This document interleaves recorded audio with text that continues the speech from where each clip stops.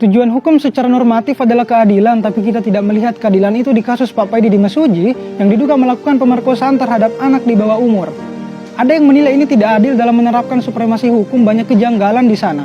Dimulai dari tuduhan ini dilempar ketika korban mengalami kesurupan atau dalam keadaan tidak sadar. Saksi yang dihadirkan ini tidak ada di lokasi kejadian. Fakta dan bukti persidangan yang terasa janggal. Kemudian lucunya, keluarga korban bahkan ingin mencabut tuduhannya dan telah menandatangani surat perjanjian damai. Kemudian mereka juga mengaku bahwa ini cuma fitnah, tapi kok masih diproses di pengadilan. Apakah hakim tidak melihat kenapa masyarakat turun ke jalan, membentangkan spanduk bertuliskan support for Paidi, bebaskan atau penjarakan kami, kemudian keramaian di media sosial yang sampai viral? Hakim tidak melihat itu. Hakim mungkin punya mata di sini, tapi tidak untuk hati nurani.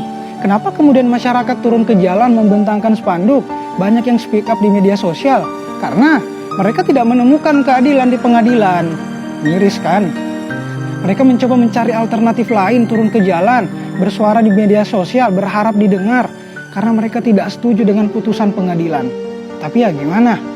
Pengadilan di Menggala telah ketok palu dan hakim telah memvonis penjara selama 8 tahun dan denda sebesar 100 juta rupiah. Apakah ini adil untuk masyarakat? Tentu tidak. Makanya pihak Paidi akan tetap melakukan banding dan kasasi di MA. Tugas kita sebagai netizen ya bantu kawal kasus ini, melihat dengan akal sehat bukan demi perut. Menggaungkan tagar keadilan untuk Paidi, support for Paidi.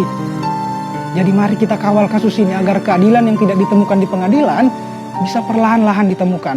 Katanya Pram, kekuatan kita memang tidak sebanding dengan ketidakadilan yang ada. Tapi satu hal yang pasti, Tuhan tahu bahwa kita telah melawan sebaik-baiknya, sehormat-hormatnya.